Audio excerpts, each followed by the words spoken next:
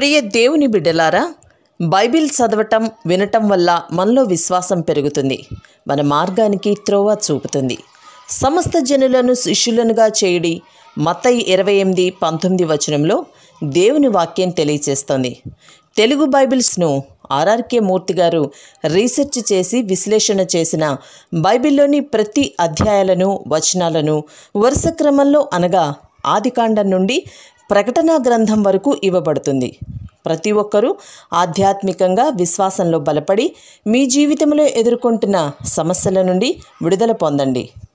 ప్రతి ఒక్కరూ మీ దీవెన టీవీని సబ్స్క్రైబ్ చేసి ఈ వాక్యాన్ని లైక్ చేసి మీ మిత్రులకు బంధువులకు షేర్ చేయండి. దేవుని సువార్తను ప్రకటింపబడుటలో మీరు పాలిభాగస్తులు కండి. ప్రియ దేవుని బిడ్డలారా, మన వాక్య భాగం యోహాను సువార్త 18వ అధ్యాయం. జాగ్రత్తగా వినండి. 1 నుండి 11వ వచనం వరకు. యేసును గెత్సెమనే తోటలో సిపాయిలు బంధించారు. యేసు శత్రువుల చేతికి అప్పగించబడ్డాడు. యేసు కెద్రోను వాగు దాటిపోయాడు. ఆయనను అప్పగించే యూదాకు ఆ స్థలము తెలుసు. యూదా సిపాయిలను తీసుకొని అక్కడికి వచ్చాడు. తనకు సంభవించబోయేది ఏమిటో ఆయన ఎరుగును. మీరెవర్ని వెతుకుతున్నారు అడిగాడాయన. నజరేయుడైన యేసును అన్నారు వారు. యేసు నేనే ఆయనను అని వారితో చెప్పగా వారు వెనుకకు తగ్గి నేల మీద పడ్డారు. మరల ఆయన ప్రశ్నించాడు, మీరు ఎవరిని వెతుకుతున్నారు? అందుకు వారు నజరేయుడైన యేసును అని చెప్పగా యేసు వారితో అన్నాడు, నేనే ఆయనను అని మీతో చెప్పాను గనుక మీరు నన్ను వెతుకుతున్న ఎడల వీరిని పోనీయండి. నీవు నాకు అనుగ్రహించిన వారిలో ఒకణ్ణైనా నేను పోగొట్టుకోలేదని ఆయన చెప్పిన మాట నెరవేరడానికే ఈలాగు చెప్పాడు. సీమోను పేతురు దగ్గర కత్తి ఉన్నందున అతడు దానిని దూసి ప్రధాన యాజకుని దాసుణ్ణి కొట్టి అతని కుడి చెవి తెగ నరికాడు. ఆ దాసుని పేరు మల్కు. యేసు పేతురుతో అన్నాడు, కత్తి ఒరలో ఉంచు. తండ్రి నాకు అనుగ్రహించిన గిన్నెలోనిది నేను త్రాగకుండా ఉంటానా? 18 నుండి 20వ అధ్యాయం వరకు యేసు యొక్క సాక్ష్యం మనం వినటమే కాదు, చూస్తాము. మిగతా 3 సువార్తల్లో యేసుక్రీస్తు యొక్క మానవత్వములోని విశిష్టతను మనం తేటగా చూడగలం. కాని యోహాను సువార్తలో యేసుక్రీస్తు యొక్క దేవత్వాన్ని మనం చూస్తాము. ఈ సువార్తలో యేసు దేవనరుడు. యేసు మహిమను యోహాను సువార్తలో మనం చూడగలం. యేసు బంధించబడినప్పుడు ఆయన మరణంలో, ఆయన పునరుత్థానంలో మనం దైవ మహిమను చూస్తాము. నేను తండ్రి వద్దకు వెడుతున్నాను అని ప్రభువు పలు సందర్భాలలో తన మహిమను గురించి ప్రస్తావించాడు.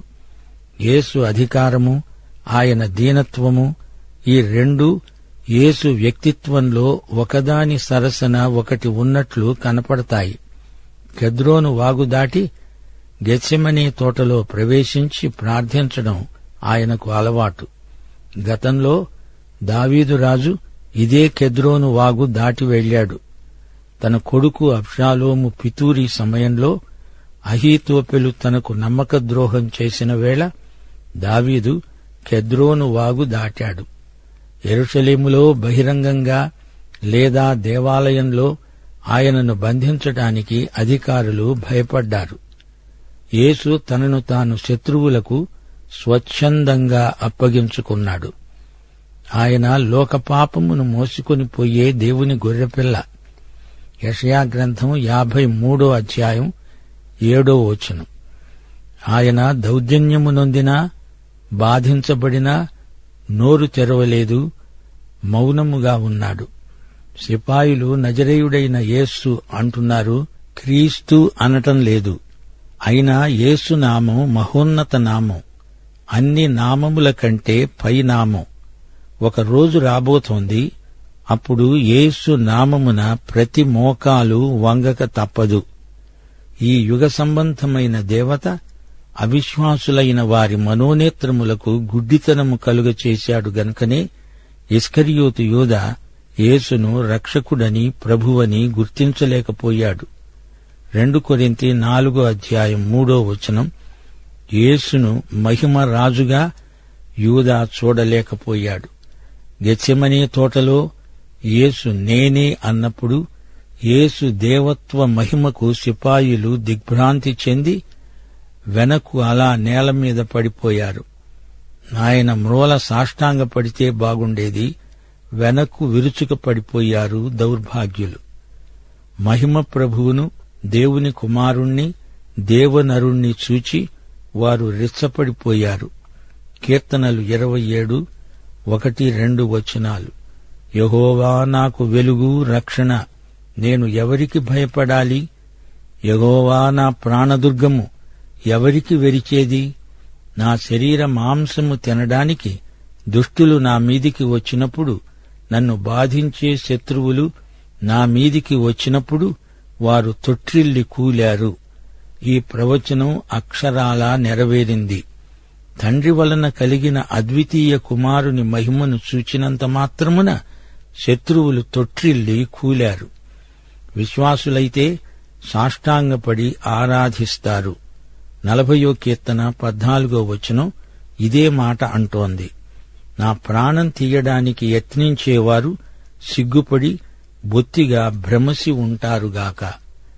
నాకు కీడు చేయగోరేవారు వెనుకకు మళ్లించబడి సిగ్గునందుదురుగాక. నజరేతువాడైన ఈ యేసు ఎవరనుకున్నారు? ఆయన సాక్షాత్తు దేవుడు. మతపు అద్దాల గుండా చూస్తే యేసు యొక్క అసలైన రూపం మనకు కనపడదు. యేసు గొర్రెల సంఖ్య 100 అంటే నిత్యత్వం వరకు 100. నన్ను పట్టుకోండి గాని వీరిని పోనీయండి అని యేసు చెప్పాడు. తన వారిని విడిపించాడు. లూకాసు వార్తలో యేసు మల్కు చెవి తెగితే దాన్ని తిరిగి స్వస్థపరిచాడు. పేతురు మల్కు తలకు మెడకు గురిపెట్టి కొడితే అది అతని చెవికి తగిలింది. చేపలు పట్టే పేతురు సైనికుడిలాగా కత్తి పట్టగలడా? పేతురు కత్తి ఆత్మరక్షణ కోసం గాని యుద్ధం చేయడానికి కాదు. పేతురు, కత్తి వరలో ఉంచు, తండ్రి ఇచ్చిన గిన్నెలోనిది నేను తాగాలి. బైబిలులో అనేక రకాల పాత్రలు పేర్కొనబడ్డాయి. 116 కీర్తన 13 రక్షణ పాత్ర, ఇర్మియా 16:7 ఓదార్పు పాత్ర, కీర్తనలు 23:5 ఆనంద పాత్ర, మత్తయి సువార్త 26:39 ప్రభువు గెత్సెమనేలో త్రాగవలసిన పాత్ర. ఇది తీర్పు పాత్ర, దేవుని ఉగ్రత పాత్ర. ఆ పాత్రలో మనుషులందరి పాపం నిండి ఉంది. 11 కీర్తన 6 మరో పాత్ర పేర్కొనబడింది. దుష్టుల మీద ఆయన ఉరుములు కురిపిస్తాడు. అగ్నిగంధకముల వడగాలి వారి పానీయ భాగమవుతాయి. ఇది లోకం మీదికి రాబోయే సార్వత్రిక తీర్పు పాత్ర. తీర్పు పాత్రలే ప్రకటన గ్రంథంలోని 7 ఉగ్రత పాత్రలు. దేవుని మహా ఉగ్రత పాత్ర ఇది. ఇర్మియా గ్రంథం 25:15 దేవుని క్రోధపు మద్య పాత్ర. ప్రభువు ఇష్టపూర్వకంగా దేవుడు తన పెదవులకు అందించిన పాత్రలోనిది పూర్తిగా తాగేశాడు. హెబ్రీ పత్రిక 12:2 ఆయన తన ఎదుట ఉంచబడిన ఆనందము కొరకై అవమానమును నిర్లక్ష్యపెట్టి శిలువను సహించాడు. యేసు బలవంతం మీదగాని ఒత్తిడి చేతగాని అది చెయ్యలేదు. 12 నుండి అంతటా సైనికులు, సహస్రాధిపతి, యూదుల బంట్రౌతులు యేసును పట్టుకొని ఆయనను బంధించి మొదట అన్నా వద్దకు ఆయనను తీసుకుపోయారు. ఒక మనుష్యుడు ప్రజల కొరకు చనిపోవడము ప్రయోజనకరమని యూదులకు ఆలోచన చెప్పినవాడు ఇతడే. మతనాయకుల షడ్యంత్రం ఇదంతా. అందుకే యేసు యెరూషలేముకు బయట వారికి అప్పగించుకున్నాడు. ఆయన శిబిరము వెలుపట సిలువ వేయబడ్డాడు. యేసు మహిమ, యేసు అధికారము ఆయనకు ఉండనే ఉన్నాయి. జగత్ పునాదికి ముందే సిలువ వేయబడిన దేవుని గొర్రెపిల్ల. రోమా ప్రభుత్వం మద్దతుతో కయప ప్రధాన యాజకుడయ్యాడు. అయితే వృద్ధుడైన అన్న అసలు ప్రధాన యాజకుడు. యేసు శిలువ వేత కుట్ర అంతా అన్నా వ్యూహమే. అన్నా, కయప, పిలాతు ఈ ముగ్గురిని బట్టి శిలువ వేత కార్యక్రమమంతా రూపొందింది. అయినా ఒక్క యూదులే కాదు, రోమియులే కాదు, యేసు శిలువ వేతకు లోకంలోని మనుషులందరూ బాధ్యులే. 15వ వచనం నుండి, సీమోను పేతురు మరి ఒక శిష్యుడు యేసు వెంబడి వెడుతున్నారు. ఆ శిష్యుడు ప్రధాన యాజకునికి నెలవైనవాడు గనుక అతడు ప్రధాన యాజకుని ఇంటి ముంగిటిలోనికి యేసుతో కూడా వెళ్లాడు. పేతురు ద్వారమునొద్ద బయట నిలుచున్నాడు గనుక ప్రధాన యాజకుడికి నెలవైన ఆ శిష్యుడు బయటికి వచ్చి ద్వారపాలకురాలితో మాట్లాడి పేతురును లోపలికి తోడుకొని పోయాడు. ద్వారమునొద్ద కావలి ఉన్న ఒక చిన్నది పేతురును ప్రశ్నించింది, నీవు ఈ మనుష్యుని శిష్యులలో ఒకడవు కావా? దానికతడు కాదు అన్నాడు. అప్పుడు చలివేస్తూ ఉన్నందున దాసులు బంట్రౌతులు మంట వేసి చలి కాచుకుంటూ నిలుచుండగా పేతురు వారితో నిలువబడి చలి కాచుకుంటూ ఉన్నాడు. ప్రధాన యాజకుడు ఆయన శిష్యులను గూర్చి ఆయన బోధను గూర్చి యేసును అడుగగా యేసు అన్నాడు, నేను బాహాటముగా లోకము ఎదుటే మాట్లాడాను. యాజకులందరూ కూడివచ్చే సమాజ మందిరాలలోనూ దేవాలయములోనూ ఎల్లప్పుడూ బోధించాను. రహస్యముగా నేనేమీ మాట్లాడలేదు. నీవు నన్ను అడుగనేలా? నేను వారికేమి బోధించినది విన్నవారిని అడుగు. ఇదిగో నేను చెప్పినది వీరు ఎరుగుదురు. ఆయన ఈ మాటలు చెప్పినప్పుడు దగ్గరే నిలిచి ఉన్న బంట్రౌతులలో ఒకడు, ప్రధాన యాజకునికి ఈలాగు ఉత్తరమిస్తున్నావా అని చెప్పి యేసును అరచేతులతో కొట్టాడు. అందుకు యేసు అన్నాడు, నేను కాని మాట ఆడిన ఎడల ఆ కాని మాట ఏదో చెప్పు, మంచి మాట ఆడిన ఎడల నన్నెందుకు కొడుతున్నావు? అంతటా అన్న యేసును బంధించబడి ఉన్నట్టుగానే ప్రధాన యాజకుడైన కయప వద్దకు పంపాడు.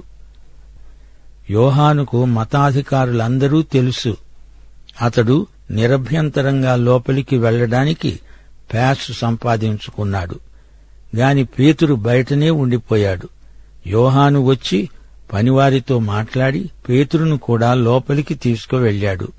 పనివారితో కలిసి పేతురు చలిమంట దగ్గర నిలిచి ఉన్నాడు. గేటు దగ్గర చిన్నది, నీవు యేసు శిష్యుడివా అని అడిగితే కాను అన్నాడు. వారు సీమోను పేతురును ప్రశ్నించారు, నీవు ఆయన శిష్యులలో ఒకడివి కావా? అతడు నేను కాను, నేనెరుగను అన్నాడు. పేతురు ఎవని చేయి తెగనరికాడో వాని బంధువు ప్రధాన యాజకుని దాసులలో ఒకడు అన్నాడు, నీవు తోటలో అతనితో కూడా ఉండగా నేను చూడలేదా అని చెప్పినందుకు పేతురు నేనెరుగను అని మరోసారి చెప్పాడు. వెంటనే కోడి కూసింది. శ్రోతలు వింటున్నారా? 3 సార్లు పేతురు ప్రభువును ఎరగనని బొంకాడు, అబద్ధం చెప్పాడు. ఒక చిన్న పిల్ల అడిగితే కంగారు పడిపోయి యేసును ఎరగను అన్నాడు. యోహాను లోపలికి వెళ్లాడు గాని యోహాను వెళ్లించోటికి పేతురు వెళ్లాలా? వెళ్లినందుకు అది అతనికి విషమ పరీక్ష అయింది. శోధనకు లొంగిపోయి ప్రభువును గురించి అబద్ధం చెప్పనే చెప్పాడు. కయప భవనం లోపల గేటు దగ్గర పనివారు చలిమంట వేసుకున్నారు. పేతురు వారి మధ్యన ఉండడం గొప్ప తప్పు. అతని మాటల్లో గలిలయ్య యాస ఉంది. దాన్ని పనివారు పసికట్టారు. లోపల విచారణ జరుగుతోంది. ధర్మశాస్త్రం ప్రకారం యేసు చేసిన నేరమేమిటో వారు రుజువు చేయలేకపోయారు. అసలు వారే ధర్మశాస్త్రాన్ని మీరారు. రాత్రిపూట విచారణ జరపకూడదు, విచారణ జరుగక ముందు కొట్టకూడదు. పేతురు 3వ యేసును ఎరగను అని చెప్పినప్పుడు కోడి కూసింది. ప్రభువు అన్నట్లే జరిగింది. ప్రభువు లోపల దెబ్బలు తింటున్నాడు. రక్తసిక్తమైన యేసు ముఖం పేతురుకు కనిపించింది. బయటికి పోయి చిన్న పిల్లాడిలాగా భోరున ఏడ్చాడు. ప్రభు అతని కోసం ప్రార్థించాడు. అతడు పశ్చాత్తప్తుడయ్యాడు. ప్రభు అతణ్ణి క్షమించాడు. పేతురు దేవుని బిడ్డ. తాను ప్రభువును ఎరగనని ఆయనను ఎంతో బాధపెట్టిన వాడయ్యాడు. తిరిగి ప్రభువు పేతురును వాడుకున్నాడు. పేతురు పెంతెకొస్తునాడు ప్రధాన బోధకుడై 3,000 మందిని ఒక్క ప్రసంగంతో ప్రభువు వద్దకు నడిపించాడు. 28వ వచనం నుండి, వారు కయప వద్ద నుండి అధికార మందిరానికి యేసును తీసుకొని పోయారు. అప్పుడు ఉదయమైంది గనుక వారు మైలపడకుండా పస్కాను భుజించాలని అధికార మందిరములోనికి వెళ్లలేదు. కావున పిలాతు బయట ఉన్న వారి వద్దకు తానే వచ్చి ప్రశ్నించాడు, మీరు ఈ మనుష్యుని మీద ఏ నేరం మోపుతున్నారు? అందుకు వారన్నారు, వీడు దుర్మార్గుడు కాని ఎడల వీనిని నీకు అప్పగించి ఉండము. పిలాతు అన్నాడు, మీరతణ్ణి తీసుకుని పోయి మీ ధర్మశాస్త్రము చొప్పున అతనికి తీర్పు తీర్చండి. యూదులన్నారు, ఎవనికీ మరణశిక్ష విధించడానికి మాకు అధికారం లేదు. యేసు తాను ఎట్టి మరణము పొందబోతున్నాడో దానిని సూచించి చెప్పిన మాట నెరవేరింది. మతం యేసుక్రీస్తుతో తారసిల్లిన సంఘటన ఇది. యేసు పస్కా పండుగను, అందలి ప్రవచన భావాన్ని నెరవేర్చటానికి వచ్చినవాడు. వారు ఆయన మీద అభియోగం మోపి సిలువ వేస్తూ ఆయనను చంపబోతున్నారు. పస్కా భుజించకుండా వారు అధికార మందిరంలో ప్రవేశించకూడదు, వెడితే మైలపడిపోతారు. పస్కా పండుగ భక్తి చివరికి ఆ పస్కాను నెరవేర్చిన యేసును సిలువ వేసింది. మతమే యేసును సిలువ వేసి హత్య చేసింది. మత సంబంధమైన భక్తి చేసిన నిర్వాకమిది. తాము అధికార మందిరంలోకి వెళ్లకూడదు, మరి వారు యేసును అందులోకి ఎలా తీసుకువెళ్లినట్లు? మత ఛాందసత్వం ఎంత హాస్యాస్పదమో చూడండి. పిలాతు అధికార మందిరంలో నుండి బయటి నుంచి అధికార మందిరంలోకి అటూ ఇటూ తిరుగుతున్నాడు. కాలుగాలిన పిల్లిలాగా ఉంది అతని వ్యవహారం. పిలాతుకు యెరూషలేము నగరమంటే ఇష్టముండదు. కైసరయ్యలో అతని విశ్రాంతి గృహముంది. అక్కడికి తరచుగా వెడుతూ ఉంటాడు. పండగ సమయంలో బందోబస్తు కోసం యెరూషలేములో విడిది చేస్తాడు. సిపాయీలతో తాను వేంచేస్తాడు. శాంతి భద్రతలను కాపాడే బాధ్యత రోమా ప్రభుత్వం అతనికి అప్పగించింది. ప్రవచనాల నెరవేర్పు క్రీస్తునందు చూడగలం. యూదమతం మరణశిక్ష యేసుకు విధించాలంటే రాళ్లు వేసి కొట్టి చంపాలి. గాని యేసు శిలువ వేత ప్రవచనాలలో ఉంది. అందుకే మరణశిక్ష విధించడానికి యూదులకు అధికారం లేదు. రోమీయులు మాత్రమే శిలువ వేత శిక్ష విధిస్తారు. అది ఇందులోని మర్మం. ఇంతకు ఎవరు ముద్దాయి? పిలాతా, యేసుక్రీస్తా? 33వ వచనం నుండి, పిలాతు తిరిగి అధికార మందిరములో ప్రవేశించి యేసును పిలిపించి ప్రశ్నించాడు, యూదుల రాజువు నీవేనా? అందుకు యేసు అన్నాడు, నీ అంతట నీవే ఈ మాట అంటున్నావా, లేక ఇతరులు నీతో నన్ను గురించి చెప్పారా?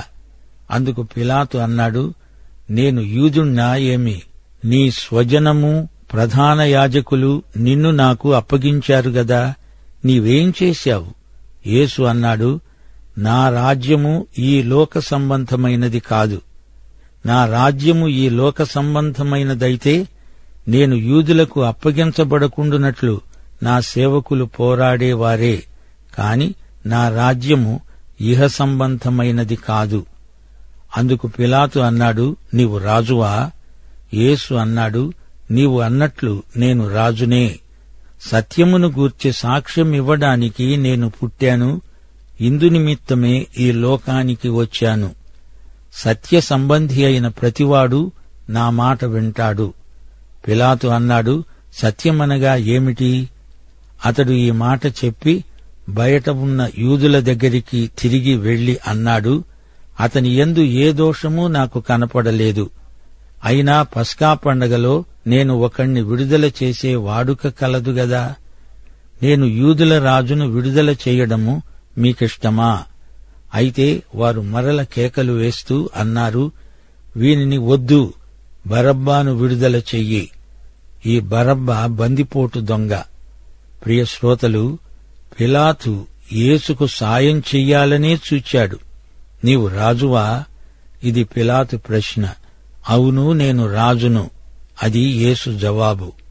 గనుక రాజైన యేసు ఎదట పిలాతు ముద్దాయి, నేరస్తుడు. యేసు రాజ్యం ఈ లోక రాజకీయాలలో నుంచి వచ్చింది కాదు. దేవుని రాజ్యాన్ని సంఘము స్థాపించజాలదు. ప్రభువు వచ్చి స్వయంగా రాజ్యం స్థాపిస్తాడు. దేవుడు నిన్ను సమృద్ధిగా దీవించునుగాక. ఆమేన్.